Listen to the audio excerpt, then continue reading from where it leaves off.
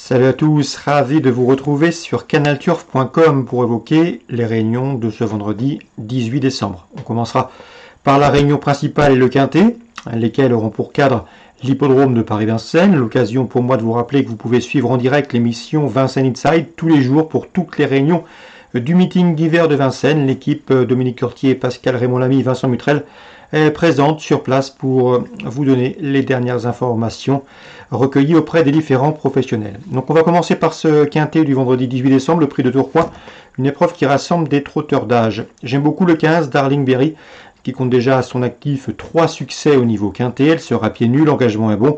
Elle a été préparée en conséquence pour ce rendez-vous, elle devrait répondre présente. Le 15, Darling Berry. On lui posera le numéro 13, c'est Diva du Granit, qui pour ses débuts autre montée a été disqualifiée, mais auparavant c'était bien. Elle avait notamment signé un probant succès à Argentan, compétition dans laquelle elle devançait des cadets, des 5 et des 6 ans. La ligne est bonne, elle possède une belle chance théorique. Le 7, Duc d'Or, a été également disqualifié lors de sa dernière sortie à Laval. Mais attention, auparavant il avait pris une bonne deuxième place sur l'hippodrome de Nantes où il devançait 3 de ses adversaires du jour, dont Diva du Granit qui le retrouve ici. Mieux vaut donc le racheter. 15, 13 et 7, mes 3 préférés.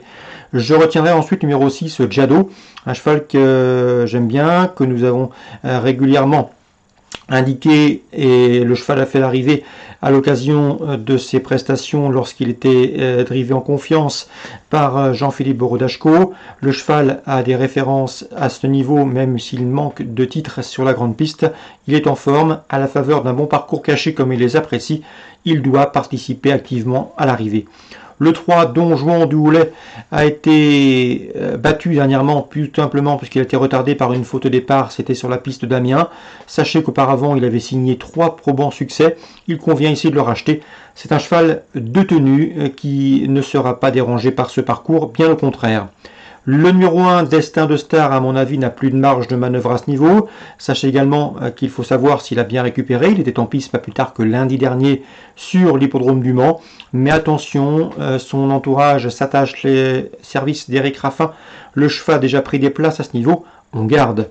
On garde également le numéro 4, Sectar, qui me semble en mesure de bien faire. C'est un cheval qui compte déjà 3 places en 5 quintés courus et une bonne deuxième place également obtenue à Amiens dernièrement. Attention également numéro 16, Dacha, qui après plusieurs sorties discrètes vient de montrer du mieux à Vincennes récemment en se classant courageuse 6e du prix de Sillé-le-Guillaume. Confirmation est ici attendue, mais je lui préfère bien évidemment les précédents cités. Résumé chiffré pour ce quintet vendredi 15 décembre, 15, 13, 7, 6, 3, 1, 4, 16. N'hésitez pas non plus à liker ce programme, à cliquer sur le petit pouce levé, afin que ce programme soit diffusé au plus grand nombre. Concernant la suite du programme à Vincennes, dans la deuxième, attention aux 15 Fusée des Vaux, la jument est confirmée à ce niveau, c'est un bel engagement pour elle, elle est en forme, elle reste sur 2 places de deuxième, elle doit jouer la victoire à mon avis. Je lui poserai le numéro 11, Flicka de Révol, qui sera pieds nus, contrairement à sa dernière sortie, 15 et 11 dans la deuxième. Dans la suivante, la troisième, le 308, Gitano Jack me semble en mesure de signer une 3e victoire consécutive. C'est un cheval qui sait aller vite sur un bout lorsqu'on peut lui masquer l'effort. On lui posera le 3, Gai Matin, pieds nus, en forme et confié à Eric Raffin. Et le numéro 6 également, on s'en méfiera, c'est Ghost des Charons. Je vous l'avais indiqué lors de sa dernière victoire à Bellecote à Vincennes. J'avais pu m'entretenir avec son entraîneur Joris Filograsso qui était très confiant. Le cheval lui avait donné raison. Mais attention, à mon avis, le cheval a la pointure, mais il y a un paramètre négatif, c'est la distance. Il est beaucoup mieux sur les parcours de tenue. Et ici, c'est un parcours réduit. C'est la réserve le concernant, un cheval avec lequel il faut être vigilant au départ, mais ensuite il est très dur à l'effort et redoutable lorsqu'il peut s'installer en tête, c'est sa façon de faire. Donc le 6, Gosse des Charons, réserve sur la distance, il aurait été mieux sur un parcours de longue haleine, 308, 303, 306. Dans la 5e, attention au 510 Glamour Queen, elle a de la marche, c'est une bonne jument, elle l'a prouvé, elle peut poursuivre sa série victorieuse. On lui posera le 11, Gitane Dubois, en forme, et le 5, Give Me Seven, qu'il convient de racheter. Dans la 8e, j'aime beaucoup le 806, c'est Helios de Fromentel, qui vient de bien faire où ça, eh bien en Suède, à Örebro, où il a gagné début décembre. Ici, ce pensionnaire de Frédéric Valline me semble en mesure de bien faire, car au regard de ce chrono, il apparaît a priori en retard de gain. Le 806, Helios de Frémentel. Concernant Cagnes en Réunion 3, j'ai pu m'entretenir notamment avec Julien Mérienne. Il était confiant dernièrement avec Cinétique. Le cheval lui donnait raison puisqu'il a gagné facilement pour ses débuts sur les obstacles, une victoire aisée. Il en escompte ici une confirmation. Le cheval a de la qualité et devrait pouvoir confirmer. L'opposition viendra dans cette épreuve de la ligne du 6 décembre, avec notamment le 101, le 104 et le 102, le 101 et le 104, qui ont terminé dans cet ordre le 4 décembre, et le 102, Lulu du Tango, proche de sa course. Donc dans la première, confiance au 103, et pour les places, As, 4 et 2, à mon avis, pour les couplets ou pour les trios, ça semble intéressant.